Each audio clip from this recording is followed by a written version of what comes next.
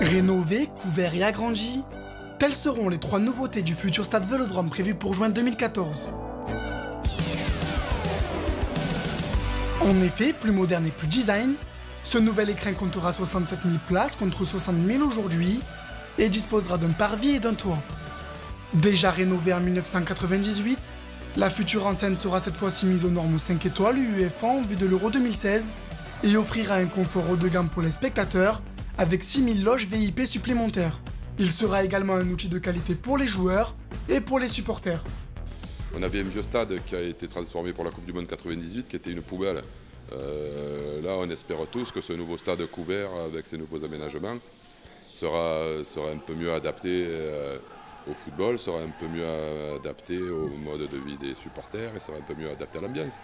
Aujourd'hui on va avoir un toit, aujourd'hui on va avoir un équipement qui devrait être digne du foot tel qu'il doit être et ça sera enfin un stade qui pourra jouer son rôle, à savoir garder du son pour les supporters. Le toit fait qu'on conserve une partie du son et puis quand même avoir un certain confort parce que le stade Vélodrome aujourd'hui c'est hallucinant en termes de confort. Un meilleur confort mais qui coûte très cher, 267 millions d'euros. Un montant colossal financé sur la base d'un partenariat public-privé avec d'un côté Arema, société d'exploitation du nouveau stade Vélodrome pour les 35 années à venir, et la ville propriétaire du stade, qui a investi avec l'aide des collectivités 170 millions d'euros. Richard Miron, l'adjoint aux équipements sportifs de la ville de Marseille, justifie cet investissement. L'investissement est un investissement important. Comme le dit Jean-Claude Gaudin, le sénateur maire, c'est pour les 50 ans à venir.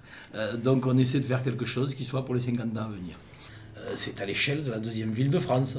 Il se trouve qu'en plus, on a une équipe qui brille, tant mieux. On a une équipe de premier plan qui a plus de 100 ans d'existence et qui fait un peu l'histoire du football dans notre ville et au plan européen. Mais le projet du stade Vélodrome et tout ce qui l'entoure, parce que ça va avec, c'est un projet à l'échelle de la 2e ville de France. Et à l'échelle de la 2e ville de France, on ne peut quand même pas manquer d'ambition. Un projet ambitieux qui fait entrer l'OM dans une nouvelle dimension sportive, mais ces travaux de rénovation vont coûter cher au club olympien. Avec 18 000 places en moins, le club affiche une perte de 20 millions d'euros de billetterie depuis le début des travaux juin 2011, et ce jusqu'à la fin du chantier.